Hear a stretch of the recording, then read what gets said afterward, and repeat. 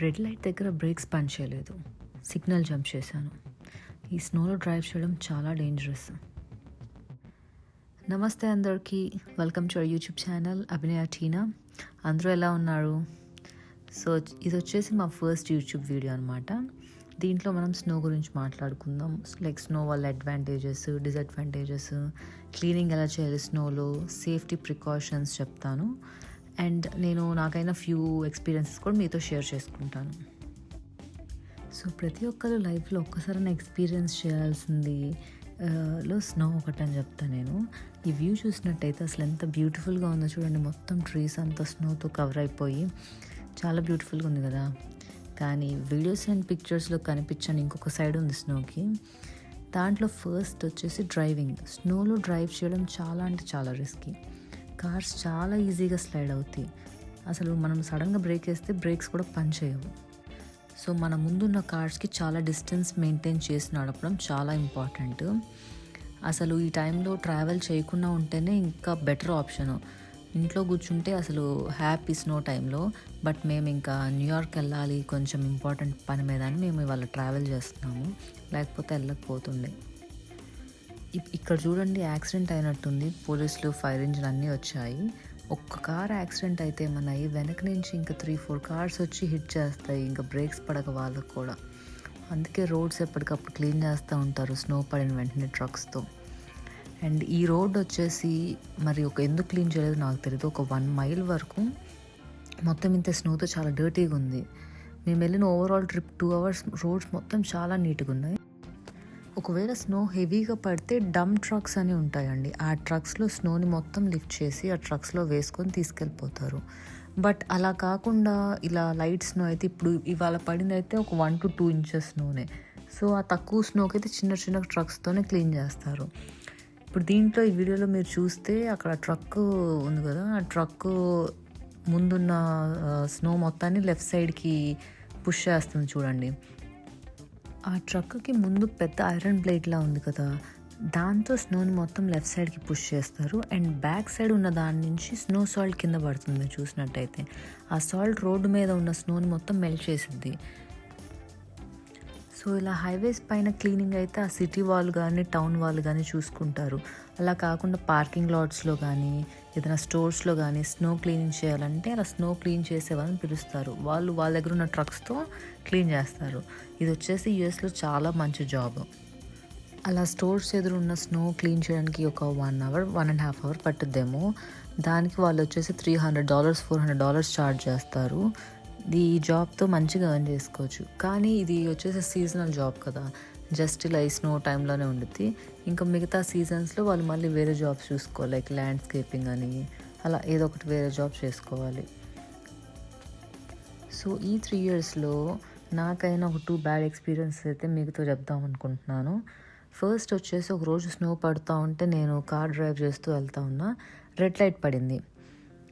అదే మనం ఇండియాలో రెడ్ సిగ్నల్ అంటాం కదా. సో అది రెడ్ లైట్ పడ్డప్పుడు నేను బ్రేక్ వేసాను. అది కార్ బ్రేక్స్ పడలేదు. రోడ్ పైన ఐస్ ఉన్నట్టుంది, టైర్స్కి గ్రిప్ లేదు. సో కార్ ఆగకుండా సిగ్నల్ జంప్ చేశాను. లక్కీగా అక్కడ ఎదురు నుంచి కానీ రైట్ సైడ్, లెఫ్ట్ సైడ్ నుంచి కానీ ఏ కార్స్ రాకపోవడం వల్ల నేను స్ట్రైట్కి వెళ్ళిపోయినా అక్కడ ప్రాబ్లం ఏం కాలేదు. ముందు ఎవరిని హిట్ చేయలేదు. అదొకటి అయింది. ఇంకొకసారి ఏమైందంటే సేమ్ సిచ్యువేషన్, కానీ మా చెల్లితో అయింది. తను కూడా ఇంత స్లోగానే వెళ్తూ ఉంది స్నో టైంలో. ఎదురు లైట్స్ ఉంది, బట్ కానీ ఇక్కడ ప్రాబ్లం ఏంటంటే ఎదురు కారు ఉంది. సో బ్రేక్ పడట్లేదు, ఎదురు కారు ఉంది. ఇంకేం చేయాలో అర్థం కాక రైట్ సైడ్ కర్వ్ వైపు కారు తిప్పేసింది.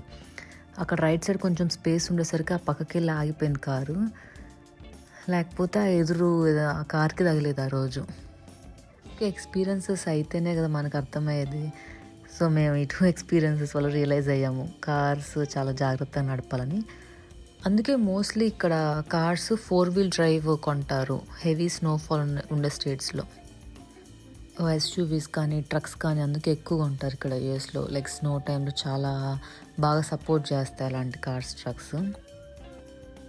ఇప్పుడు ద మోస్ట్ ఫ్రస్ట్రేటింగ్ పార్ట్ ఏంటి స్నో పడ్డ తర్వాత అంటే కార్ క్లీనింగ్.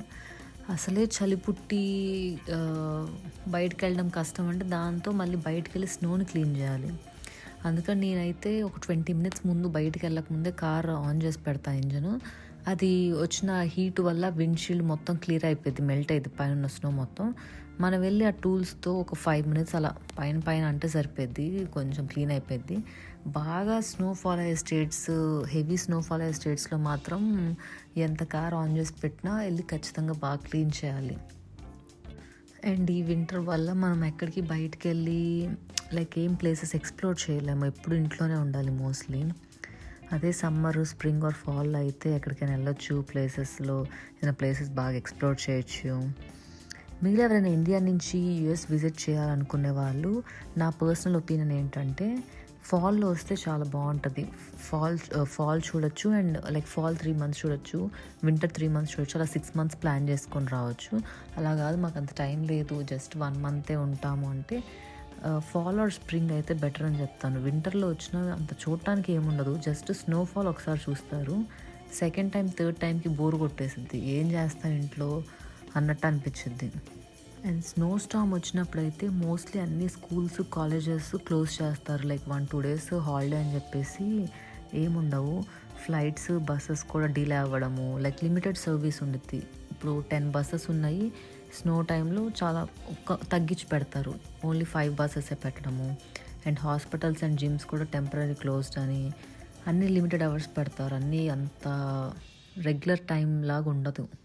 సో ఈ టైంలో మనం తీసుకోవాల్సిన ప్రికాషన్స్ ఏంటంటే క్లోతింగ్ బాగా వేసుకోవాలి, లైక్ 3-4 layers వేసుకుంటే బెటర్. లోపల టీ-షర్ట్, పైన హుడీ, దానిపైన థిక్ జాకెట్ వాటర్ ప్రూఫ్ తీసుకొని నీట్గా సాక్స్, బూట్స్, గ్లోవ్స్ ఇలా మొత్తం డ్రెస్ చేసుకొని వెళ్తే బయటకు వెళ్ళినా మనకు అంత ఇబ్బంది అనిపించదు, లైక్ అంత చలి పుట్టదు, కొంచెం మేనేజబుల్ అన్నట్టు ఉండద్ది. అండ్ మనం రోడ్డు పైన నడిచేటప్పుడు కూడా చాలా జాగ్రత్తగా నడవాలి. ఈ స్నోలో జారి కింద పడితే మాత్రం చాలా ప్రాబ్లం అయింది. So everyone be careful guys. So అంతేనండి వాళ్ళ స్నో ముచ్చట్లు. మరిన్ని వీడియోస్ కోసం like and subscribe to our YouTube channel Abhinaya Tina.